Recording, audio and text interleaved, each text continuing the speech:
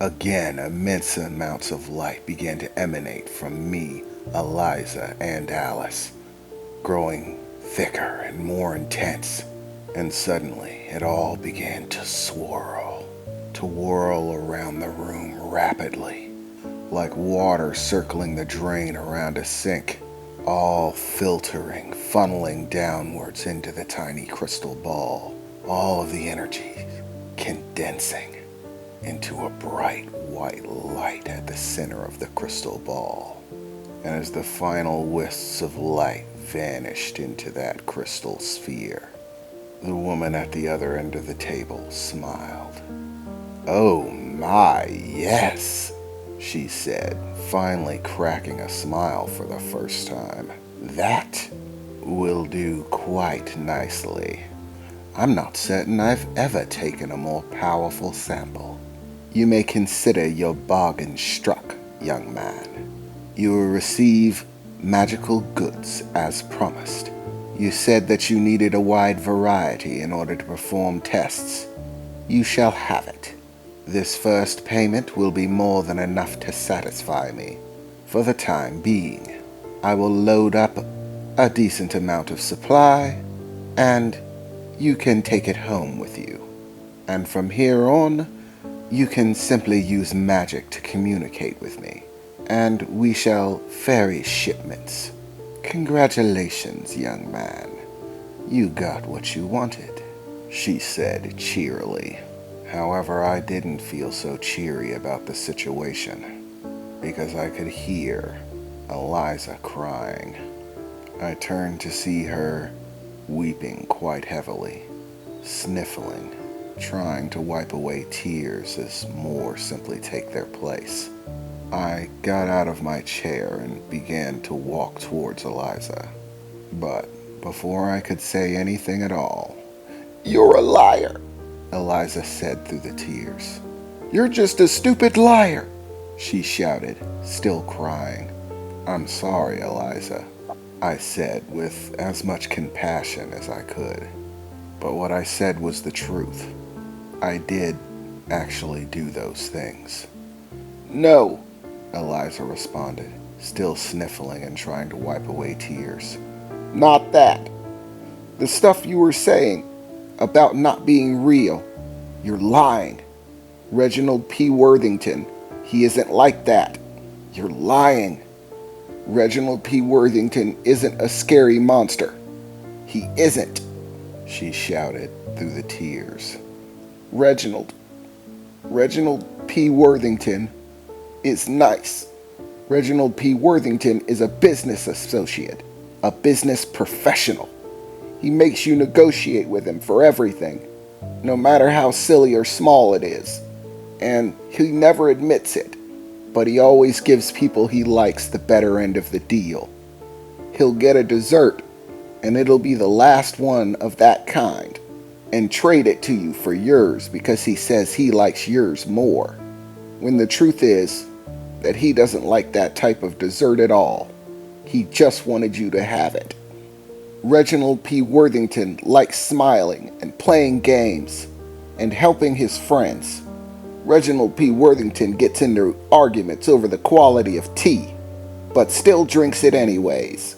Reginald P. Worthington never lets you win at games, but he never makes you feel bad for losing. And he always tells you you're getting better, and even explains exactly how to do it. Reginald P. Worthington is a businessman who, no matter what, always makes a fair bargain, even when he probably shouldn't. All of that stuff you said about that dark thing, that scary person who doesn't care, that's not Reginald P. Worthington. You're a liar. The Reginald I know isn't fake. He isn't," Eliza said, still crying, before turning out and running out of the cottage, slamming the door behind her. For a few moments, I just stared down at the floor. The teardrops dotted about, starting to soak into the floorboards. For a few moments, I find myself feeling ashamed, wondering if the deal was worth what I paid for it. If Eliza would ever think of me the same way. No, that's nonsense. This is going to change things. It's foolishness to think otherwise, I think to myself. Don't worry, Reginald, Alice said, placing her hand on my shoulder as I looked down at the tear-stained floor. I'm pretty sure Eliza will get over it. But she is kind of right, you know. That whole stuff about the real Reginald is kind of off base. That dark stuff. Wondering if that's the real you? Well, if you ask me, it absolutely is. All that dark stuff is just a part of Reginald. But that doesn't mean the good stuff is fake. That's all part of Reginald too. And don't worry, I'm fine with the dark stuff.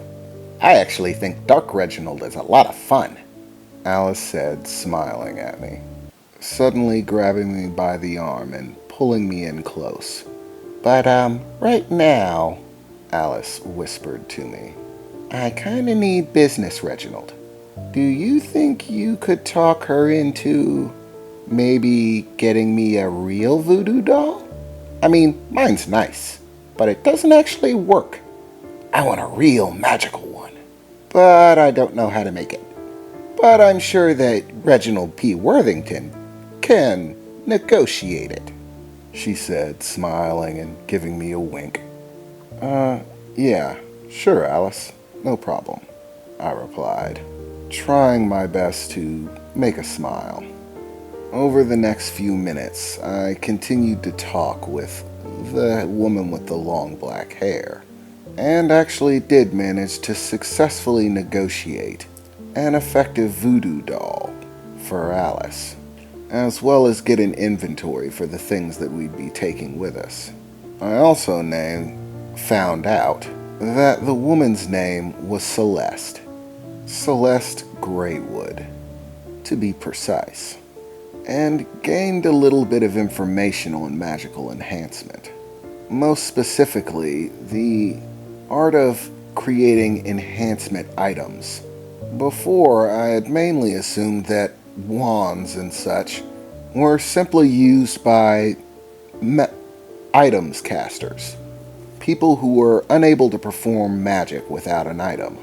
However, after talking to Celeste for a few minutes, I quickly found out that that wasn't the case. That there were multiple casters who use items to enhance the power of their magical abilities.